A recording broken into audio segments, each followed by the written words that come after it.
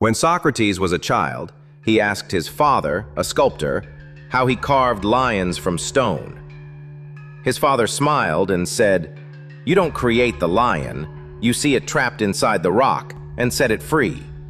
That one idea shaped everything Socrates became. But instead of stone, he tried to set minds free by asking questions no one dared to ask. And in a city built on certainty, one man's doubt became more dangerous than any weapon. If this kind of story makes you think a little deeper than usual, you're exactly who this channel is for. Subscribe, and let's keep asking better questions together.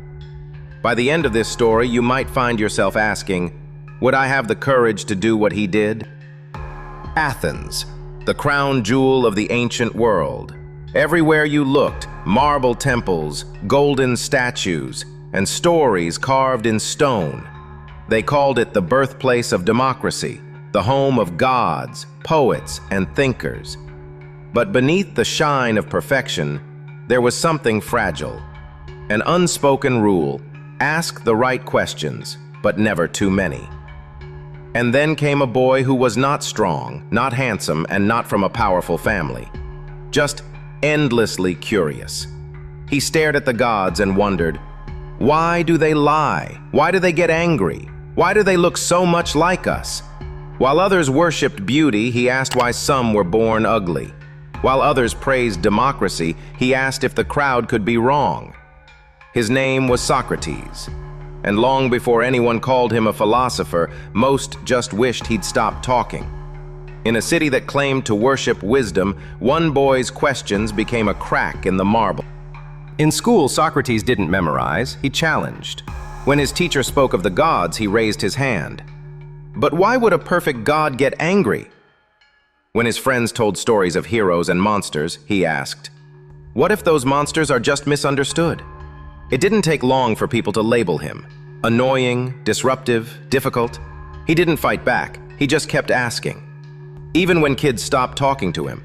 Even when his teachers rolled their eyes. Even when adults whispered, that boy talks too much. Socrates wasn't being bold, he was being honest.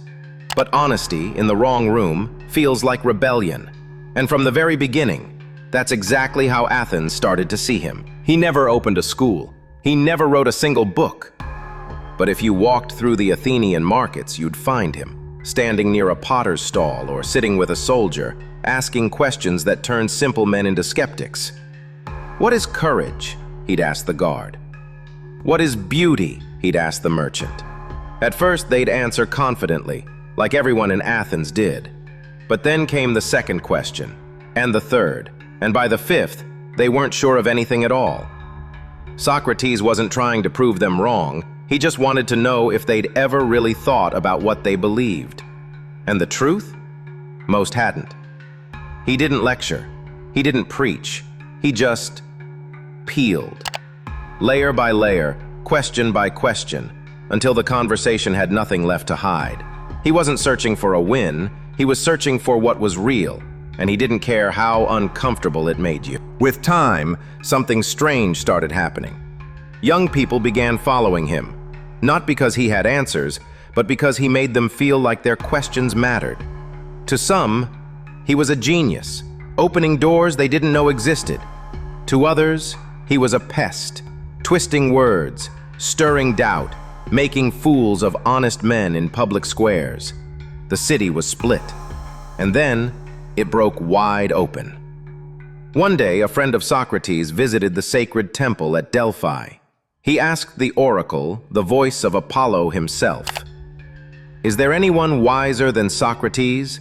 The answer came back, no. When Socrates heard this, he laughed. "Then the gods must be joking," he said, "because I know one thing for sure, I know nothing." But not everyone thought it was funny. To some, the oracle had crowned a new kind of prophet. To others, the city had just been insulted by the gods themselves. His most complicated student was also his most dangerous. Alcibiades, young, rich, brilliant. The kind of man who could win a crowd just by walking into a room. He had power, charm, ambition, everything Socrates didn't. But Socrates didn't admire him. He questioned him. What is loyalty? What is honor? What do you serve, the city or yourself? Alcibiades had never been challenged like that, and strangely, he kept coming back for more. Then came the war. Athens sent Alcibiades to lead an ambitious mission. It failed catastrophically. Ships lost, soldiers captured, a city humiliated. Instead of returning home, Alcibiades defected to the enemy, the Spartans. His betrayal stunned Athens, and when they looked for answers, their eyes turned to the man who had once mentored him in the shadows of the agora. Socrates didn't plan the failure. He didn't endorse the treason. But to a wounded city, he looked like the match that lit the fire. Athens didn't just lose a war. It lost its confidence. Its navy, crushed. Its pride, shattered. Its people, desperate for someone to blame. In calmer times, thinkers were entertainment. In a broken city, they became threats. And no one was more dangerous than the man still asking questions. Socrates didn't rally armies. He didn't write manifestos. But he asked things that made people uneasy.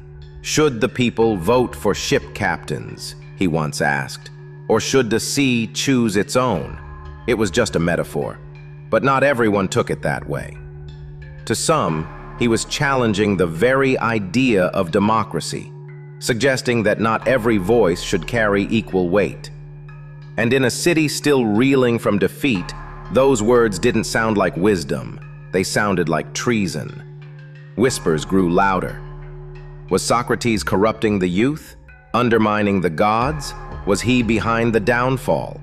The man who had once been ignored was now being watched. They gave him a trial, but it was never really a question of guilt. It was a message. Stop asking. Stop challenging, fall in line. 500 jurors, 1 day, 3 hours to accuse, 3 hours to defend. No lawyers, no appeals, just Socrates and the clock. But he didn't beg, he didn't backtrack, he didn't try to save his life. Instead, he turned to the crowd and said, "If I've corrupted the youth, it's only by asking them to think. If I've dishonored the gods, it's only by refusing to pretend I understand them." And then came the line that sealed his fate. "I'd rather be wrong with honesty than right by lying." The jurors voted. The city chose. Guilty. The man who had spent his life chasing truth would now die for it. The city gave him an exit. Exile. A quiet life somewhere else. Just stop speaking and live. But Socrates said no. If I run from truth here, I'll never speak it anywhere. He chose the poison. Not with anger, not with fear, just with clarity. In his final hours, friends begged him to escape.